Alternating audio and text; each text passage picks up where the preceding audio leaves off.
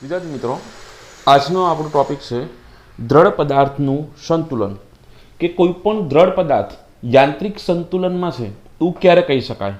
તો કે જો દ્રઢ પદાર્થના રેખીય વેગમાન અને કોણીય વેગમાન સમય સાથે બદલાતા ના હોય, એટલે કે બંને વેગમાન સમય સાથે બદલાતા ના હોય તો પદાર્થનો રેખીય પ્રવેગ અને કોણીય પ્રવેગ ધરાવતો નથી. તો પદાર્થ રેખીય પ્રવેગ અને કોણીય પ્રવેગ ધરાવતો નથી તો આ જે દ્રઢ પદાર્થ હોય તે યાંત્રિક સંતુલનમાં છે એમ કહેવાય. શું કીધું? રેખીય વેગમાન અને કોણીય વેગમાન શૂન્ય હોય તો પદાર્થનો પ્રવેગ પણ શૂન્ય થાય અને પદાર્થ યાંત્રિક સંતુલનમાં છે એવું કહેવાય. કઈ રીતે? ધારો કે રેખીય વેગમાન p0 છે અથવા તો રેખીય વેગમાન સમય સાથે બદલાતું નથી, એટલે કે વેગમાનનું સમયની સાપેક્ષે વિકલન કેવું છે? 0. તો આપણે ન્યૂટનનો ગતિનો બીજો નિયમ F બરાબર dp/dt, પરંતુ dp/dt તો 0 છે માટે F ઇઝ ઇક્વલ ટુ 0, પરંતુ F બરાબર તો ma થાય એટલે ma ઇઝ ઇક્વલ ટુ 0. તો a બરાબર શું થાય? 0/m is equal to 0. આમ જો રેખીય વેગમાન સમય સાથે બદલાતું ના હોય તો પદાર્થનો પ્રવેગ કેવો હશે? શૂન્ય હશે. તે જ રીતે તમે કોણીય વેગમાન માટે પણ સાબિત કરી શકો કે કોણીય વેગમાન અચળ રહેતું હોય તો તેનો કોણીય પ્રવેગ પણ શૂન્ય થાય અને પદાર્થ યાંત્રિક સંતુલનમાં છે એમ કહેવાય. હવે યાંત્રિક સંતુલનને તમે બે ભાગમાં વહેંચી શકો: રેખીય સંતુલન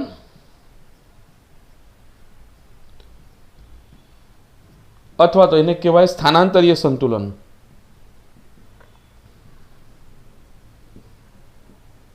રેખીય સંતુલન એટલે પદાર્થ એક જ જગ્યાએ ઊભો રહેતો હોય, આગળ પાછળ કે કશે સ્થાનાંતર કરતો ના હોય તે પદાર્થ રેખીય સંતુલનમાં છે એમ કહેવાય.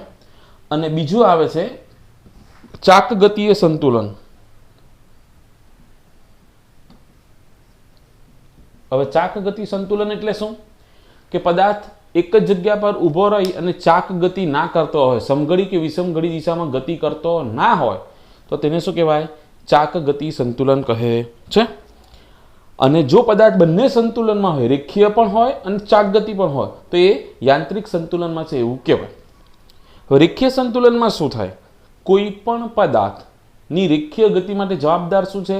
બળ. કે જો પદાર્થ પર બળ લાગે તો જ એનું સ્થાનાંતર થાય. હવે જો પદાર્થ પર લાગતું પરિણામી બળ શૂન્ય થઈ જાય, જેમ કે ન્યૂટનનો ગતિનો પ્રથમ નિયમ કે જ્યાં સુધી સ્થિર પદાર્થ પર પરિણામી બળ ના લાગે ત્યાં સુધી પદાર્થ સ્થિર જ રહેશે. આમ જો પદાર્થ પર લાગતું બળ અથવા તો ઘણા બધા બળો હોય તો પરિણામી બળ શૂન્ય થતું હોય તો શું થશે? પદાર્થનું પરિણામી બળ શૂન્ય થાય માટે તેનો પ્રવેગ પણ શૂન્ય થાય અને પદાર્થ પર બળ ના લાગે માટે સ્થાનાંતર કરશે નહીં, માટે કેવું સંતુલનમાં હશે? રેખીય સંતુલનમાં હશે. તો આને માટે શું કહેવાય? કે જો દ્રઢ પદાર્થ પરનું કુલ બળ, એટલે કે જેટલા પણ બળ હોય તે બધાનો સદિશ સરવાળો એટલે કુલ બળ અથવા બળોનો સદિશ સરવાળો શૂન્ય થાય તો દ્રઢ પદાર્થ રેખીય સંતુલનમાં છે એવું તમે કહી શકો. તો ધારો કે કોઈ પદાર્થ પર જુદા જુદા બળો F1 F2 એવા બળો લાગે છે F1 અને એ બધા બળોના સદિશ સરવાળો કેવો થાય છે? 0 થાય તો પદાર્થ રેખીય સંતુલનમાં છે એમ કહેવાય. આ બધા બળોના સરવાળાને હું સિગ્મા સ્વરૂપે લઈ લઉં એટલે સિગ્મા F સદિશ I starting from 1 to n Fi. અહીંયા 1 મૂકું એટલે F1, સિગ્મા એટલે પ્લસ 2 મૂકું તો F2. ક્યાં સુધી જવાનું? n સુધી. ઇઝ ઇક્વલ ટુ શું થવું જોઈએ? 0 થવો જોઈએ. તો પદાર્થ રેખીય સંતુલનમાં છે એમ કહેવાય. હવે આ જે સદિશ સ્વરૂપે છે, બરાબર, પદાર્થ રેખીય સંતુલનમાં તેની સદિશ સ્વરૂપ. હવે તેને અદિશ શરત તમારે જોઈતી હોય તો શું કરવું? એના 3 ઘટક કે બધા જ બળોના સરવાળો 0 થાય છે તો બધા જ બળોના x ઘટકનો સરવાળો પણ 0 થાય, y ઘટકનો સરવાળો પણ 0 થાય અને તેમના z ઘટકનો સરવાળો પણ કેવો થશે? 0 થશે. તો આ આખા સદિશની વાત છે. બધા એની જગ્યાએ ઘટક સ્વરૂપે લખું તો સિગ્મા Fix x ઘટકનો સરવાળો પણ 0, I starting from 1 to n. આ બધા બળોના x ઘટક લો તેનો સરવાળો પણ 0 થાય. આ બધા બળોના વાય ઘટકનો સરવાળો પણ 0 થશે અને ઝેડ ઘટકનો સરવાળો પણ કેવો થશે? 0 થશે. તો આ સદિશ શરત અને આ ત્રણ કઈ શરત થશે? અદિશ સ્વરૂપ થશે. શાના માટે? રેખીય સંતુલનમાં કે જો પદાર્થ પર પરિણામી બળ શૂન્ય હોય, એટલે કે બધા જ બળોનો સદિશ સરવાળો શૂન્ય થતો હોય તો પદાર્થનું સ્થાનાંતર થતું નથી, તેનો રેખીય પ્રવેગ પણ શૂન્ય હશે અને પદાર્થ રેખીય સંતુલનમાં છે એમ કહેવાય. હવે ચાક ગતિ સંતુલનમાં એટલે શું? પદાર્થ રેખીય ગતિ ના કરતો હોય તો રેખીય સંતુલન, અને પદાર્થ ચાક ગતિ ના કરી શકતો હોય તો તેને ચાક ગતિ સંતુલન કહેવાય. હવે રેખીય ગતિમાં આપણે શું કીધું? પદાર્થ પર લાગતું કુલ બળ, એની જગ્યાએ ચાક ગતિ કોના લીધે થાય? ટોર્કના લીધે થાય.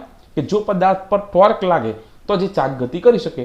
તો કુલ બળ શૂન્ય થાય એની જગ્યાએ આપણે શું લખશું? કુલ ટોર્ક શૂન્ય થતું હોય. જો દ્રઢ પદાર્થ પરનું કુલ ટોર્ક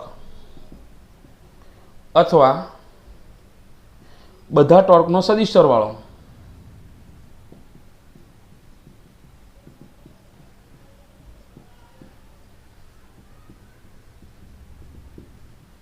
શૂન્ય થાય તો દ્રઢ પદાર્થ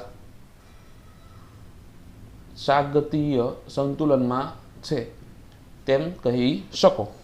જો પદાર્થ પર લાગતા ટોર્ક અનુક્રમે ટાઉ1 સદિશ, ટાઉ2 સદિશ, ટાઉn સુધી હોય તો ટાઉ1 સદિશ એમનો સરવાળો કરું, ટાઉ2 સદિશ પ્લસ ડેશ ડેશ ડેશ ટાઉn સદિશ ઇઝ ઇક્વલ ટુ 0 થાય તો પદાર્થ ચાક ગતિ સંતુલનમાં છે એમ કહેવાય. હવે આ ટોર્કને સિગ્મા સ્વરૂપે લખું તો સિગ્મા ટાઉ સદિશ I starting from 1 to n is equal to 0. આ ચાક ગતિ સંતુલન માટેની સદિશ શરત. હવે જો અદિશ સ્વરૂપે લખવું તો અહીંયા ઉપર મેં સદિશની નિશાની નથી કરી, તો ટોર્કનો સરવાળો 0 થતો હોય તો બધા જ ટોર્કના જે તમે ઘટક પાડો એક્સ, વાય અને ઝેડ તેમનો સરવાળો પણ કેવો થશે? 0 થશે. તો sigma I starting from 1 to n tau, અહીંયા આપણે આઈ એક્સ લખ્યું જગ્યાએ આઈ એક્સ, અહીંયા પણ એફની જગ્યાએ ટોર્ક લઈ લેવાનું, is equal to 0. I starting from 1 to n tau I Y is equal to 0. I starting from 1 to n tau I z is equal to 0. આ ત્રણ અને આ ત્રણ 6 અદિશ શરત અને આ બે સદિશ શરત. તો જો પદાર્થ રેખીય સંતુલનમાં પણ હોય, ચાક ગતિય સંતુલનમાં હોય તો એ સંપૂર્ણ સંતુલનમાં છે અથવા તો યાંત્રિક સંતુલનમાં છે તેવું કહેવાય. અહીંયા તમે યાંત્રિક શબ્દ એડ કરી શકો. પદાર્થ યાંત્રિક સંતુલનમાં છે એવું કહેવાય. હવે ઘણીવાર પદાર્થ કેવો હોય કે બંને સંતુલન નથી હોતા, કાં તો રેખીય સંતુલન હોય ને ચાક ગતિ સંતુલન ના હોય, અને કાં તો ચાક ગતિ સંતુલન હોય તો રેખીય સંતુલન ના હોય. તો એવા સંતુલનને આંશિક સંતુલન કહે છે. શું કહેવાય? આંશિક સંતુલન. તો હવે આપણે જોઈએ આંશિક સંતુલન એટલે શું, કે કોઈ પણ પદાર્થ આંશિક સંતુલનમાં ક્યારે કહેવાય? તો બેમાંથી કોઈ પણ એક સંતુલન સધાતું હોય તો તેને કહેવાય આંશિક સંતુલન. એ ઉદાહરણ સાથે જોઈએ આપણે આંશિક સંતુલન. ધારો કે એક સળિયો છે, આ તેનું મધ્ય બિંદુ છે, આ સળિયો એ બી છે, એનું મધ્ય બિંદુ સી છે, બરાબર. હવે આ સળિયાના બે છેડા પર બળ લાગે છે. એ છેડા પર એફ જેટલું બળ નીચે અને બી છેડા પર પણ એફ જેટલું બળ નીચે લાગે છે. બંને બળના મૂલ્ય સમાન અને દિશા પણ સમાન છે. તો બંને બળોનો સરવાળો કરીશ તો એફ વત્તા એફ બરાબર 2f થશે. એ કોઈ દિવસ 0 થવાનું નથી. તો સિગ્મા એફ સદિશ બધા બળોનો સરવાળો 0 થશે નહીં, કેમ કે મૂલ્ય અને દિશા બંને સમાન છે. ધારો કે આ 5 ન્યૂટન હોય, આ 5 ન્યૂટન, બંને જે કેરેટ, તો 5 + 5 10 જે કેરેટ થશે. પરંતુ હવે હું ટોર્ક શોધું તો આ એ બિંદુ આગળ જે બળ લાગે છે તેનું ટોર્ક કઈ દિશામાં હશે? આ સ્થાન સદિશ આર સદિશ ક્રોસ એફ સદિશ, એટલે એની દિશા કઈ બાજુ હશે? આ રીતના હોય તેને નીચે તરફ બળ લગાવ. કોઈ પણ ધારો કે માર્કર હું અહીંયાથી પકડું તો અહીંયા આ છેડા પર નીચે બળ લગાવતા કઈ દિશામાં ફરે? વિષમઘડી દિશામાં ફરશે. અને એટલે કે આ જે બળ ખરું એ પાસેનું ત્યાં સળિયાને વિષમઘડી દિશામાં ફેરવવાની ટ્રાય કરે, અને બી પાસે જે બળ લાગે તે સળિયાને સમઘડી દિશામાં ફેરવવાની ટ્રાય કરશે. આમ બંને ટોર્કના મૂલ્ય સમાન, કેમ કે ટાઉ બરાબર આર સદિશ ક્રોસ એફ સદિશ, તો આ બંનેનું અંતર, આ બંને અંતર સરખા છે આર, અને બંનેના મૂલ્ય સમાન થશે આર ક્રોસ એફના, પરંતુ દિશા કેવી થશે? પરસ્પર વિરુદ્ધ થશે. માટે સિગ્મા ટાઉ સદિશ એ કેવો થશે? 0 થશે. આમ સિગ્મા એફ 0 નથી, મીન્સ કે રેખીય સંતુલનમાં નથી, પરંતુ ચાક ગતિ એ સંતુલનમાં છે. તો આવા સંતુલનને શું કહેવાય? આંશિક સંતુલન કહે છે. એની જગ્યાએ આ જ સળિયા પર હું હવે બીજી રીતે બળ લગાવું. એ અહીંયા સી મધ્યબિંદુ અને આ બી. હવે એક બળ એફ જેટલું નીચે તરફ લાગે છે અને અહીંયા એફ જેટલું બળ ઉપર તરફ લાગે છે. હવે બંને બળોના મૂલ્ય સમાન પરંતુ દિશા પરસ્પર વિરુદ્ધ છે. એટલે એક આ +5 જે કેરેટ હોય તો આ -5 જે કેરેટ, તો એનો બંનેનો સરવાળો કરું તો સરવાળો કેવો થશે? 0. એટલે સિગ્મા એફ સદિશ કેવા થશે? 0. પરંતુ ટોર્કની વાત કરું તો હવે અહીંયાથી પકડું તો આ જે એ પાસે બળ છે તે નીચે તરફ લાગે, તે કઈ દિશામાં ફેરવે સળિયાને? વિષમઘડી દિશામાં. આ જે બળ છે બી પાસે તે ઉપર લાગે તો તે પણ સળિયાને કઈ દિશામાં ફેરવે? વિષમઘડી દિશા. તો બંનેના ટોર્કની દિશા તો કઈ થઈ ગઈ? સમાન થઈ ગઈ. જ્યારે અહીંયા શું હતું? આની ટોર્કની દિશા આ બાજુ અને આની ટોર્કની દિશા આ બાજુ, એક વિષમઘડી ને એક સમઘડી. જ્યારે અહીંયા બંનેના ટોર્કની દિશા કઈ છે? સમાન છે, માટે એમનો સરવાળો થશે. માટે સિગ્મા ટાઉ સદિશ ઇઝ નોટ ઇક્વલ ટુ 0. આમ અહીંયા રેખીય સંતુલન છે પણ ચાક ગતિ સંતુલનમાં નથી. આમ બેમાંથી કોઈ એક જ સંતુલન સ્થપાતું હોય તો આવા સંતુલનને શું કહે છે? આંશિક સંતુલન કહે છે. ક્લિયર આટલી વસ્તુ? ત્યાર પછી એક ટોપિક છે કે બળ યુગ્મ એટલે શું? હવે નામ પરથી ખબર પડે બળ યુગ્મ. ચલો જોઈએ.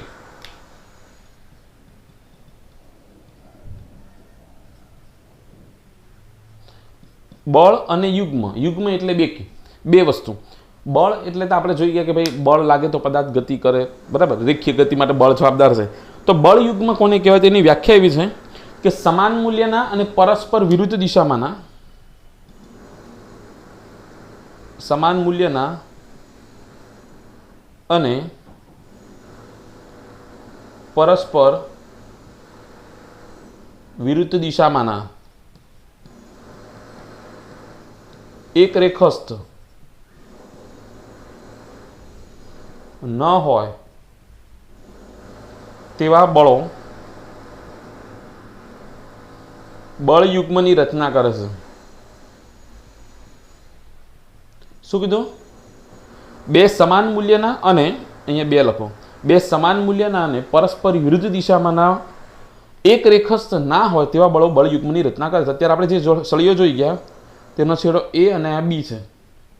એ છેડા પર નીચે તરફ એફ સદિશ જેટલું બળ લાગે છે તેટલું જ બળ બી બિંદુ પર પણ લાગે છે, એફ સદિશ જેટલું. પણ બંનેની દિશા સમાન નથી કે બે સમાન મૂલ્યના તો બંનેના મૂલ્ય એફ છે. પરસ્પર વિરુદ્ધ દિશામાંના તો બંનેની દિશા વિરુદ્ધ છે, એક નીચે તરફ ને એક ઉપર તરફ. એક રેખસ્થ ના હોય, એક રેખસ્થ એટલે એક જ રેખા પર નહીં. હવે આ જે બળ છે તે આ બળની કાર્યરેખા થઈ ગઈ અને આ બળની કાર્યરેખા થઈ ગઈ, તો બંને એક જ રેખા પર નથી. તો તેવા બળો શાની રચના કરે? બળ યુગ્મની રચના કરે. આ બળ યુગ્મની રચના કરે. જ્યારે બળ યુગ્મની રચના થાય ત્યારે શું થશે? પદાર્થ કોઈ પણ એક દિશામાં ચાક ગતિ કરે, કાં તો સમઘડી અથવા તો વિષમઘડી. અહીંયા જો આ જે બળ છે તે બળ કઈ દિશામાં સળિયાને ગતિ કરાવે? વિષમઘડી. અને આ પણ વિષમઘડી. એટલે સળિયો પરિણામી વિષમઘડી દિશામાં ગતિ કરશે. આ રીતના એ વિષમઘડી દિશામાં ચાક ગતિ કરશે આ બળના લીધે. પરંતુ જો સમાન મૂલ્યના, હવે આમાં બે કન્ડિશન છે કે ભાઈ પરસ્પર વિરુદ્ધ દિશામાં પણ હોવા જોઈએ ને એક રેખસ્થ ના. ત્રણ કન્ડિશન ખરેખર તો કે બંનેના મૂલ્ય પણ સમાન, દિશા પરસ્પર વિરુદ્ધ અને એક રેખસ્થ ના હોવા જોઈએ. હવે ધારો કે બે બળ છે આ રીતના, બંનેના મૂલ્ય સમાન છે, આ કન્ડિશન થઈ ગઈ. પરસ્પર વિરુદ્ધ દિશામાં નથી એટલે આ કન્ડિશન નથી સેટિસ્ફાય છે. અને એક રેખસ્થ ના હોય એક રેખસ્થ એટલે આ બે સેટિસ્ફાય થાય છે, આ થતી નથી. તો હવે જો આવું બળ લાગે તો પદાર્થ પર બંને બાજુ ઉપર બળ લાગે તો શું થાય? એ સળિયો ઉપર તરફ ગતિ કરશે, રેખીય ગતિ કરે. એ ચાક ગતિ કરી શકે નહીં. પણ જ્યારે બળ યુગ્મ લાગે ત્યારે જ ચાક ગતિ કરે. વ્યવહારની અંદર ઘણી બધી જગ્યાએ આપણે બળ યુગ્મનો ઉપયોગ કરીએ. જેમ કે આપણે જે ઘરે વોશ બેસિનનો કે એનો કોઈ પણ નળ હોય તે નળ ખોલવો હોય આપણે શું કરીએ? આ નળ આ રીતનો ચોકડી ટાઈપનો તો આપણે સામસામે આંગળી નાખીએ અને કાં તો આ દિશામાં ફેરવીએ સમઘડી, તે નળ બંધ થાય અને આપણે ખોલવો હોય તો શું કરીએ? સામસામે આંગળી નાખીને બે વિરુદ્ધ દિશામાં બળ લગાવીએ આ રીતે, એક ઉપર તરફ ને એક નીચે તરફ, તો એ નળ ખુલશે.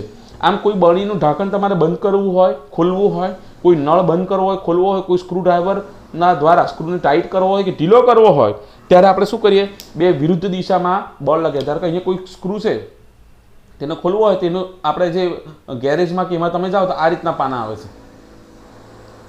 બરાબર? તે શું કરે, અહીંયા અને અહીંયા બંને બાજુથી પકડે અને પછી એને ફેરવે છે. આ રીતના હોય તો એને આ રીતે અથવા તો આ રીતે ટાઈટ કરે અને એક બાજુ ફેરવે છે. ત્યારે શાનો ઉપયોગ કરે છે? બળ યુગ્મનો ઉપયોગ કરે છે. તો આજના વિડીયોમાં આપણે કેટલી વસ્તુ જોઈ ગયા? દ્રઢ પદાર્થનું યાંત્રિક સંતુલન કોને કહેવાય તે. યાંત્રિક સંતુલન ક્યારે કહેવાય? કે જ્યારે રેખીય સંતુલન અને ચાક ગતિ સંતુલન બંને સંતુલન થતા હોય તો. જો બેમાંથી કોઈ એક જ સંતુલન થતું હોય તો તેને શું કહેવાય? આંશિક સંતુલન. ત્યાર પછી આપણે જોઈ ગયા બળ યુગ્મ એટલે શું? કે બે સમાન મૂલ્યના પરસ્પર વિરુદ્ધ દિશામાંના એક રેખસ્થ ના હોય તેવા બળો બળ યુગ્મની રચના કરે છે. એક માર્ક્સ માટે જે આપણે સવાલ પૂછાવાના છે, એક માર્ક્સના ખરા ખોટા ખાલી જગ્યા, તેમાં વ્યાખ્યા પૂછાઈ શકે કે બળ યુગ્મ એટલે શું. એટલે એની વ્યાખ્યા થોડી મોઢે તમારે કરવી પડશે. ઓકે, હવે નેક્સ્ટ ટોપિક સાથે પાછા મળશું.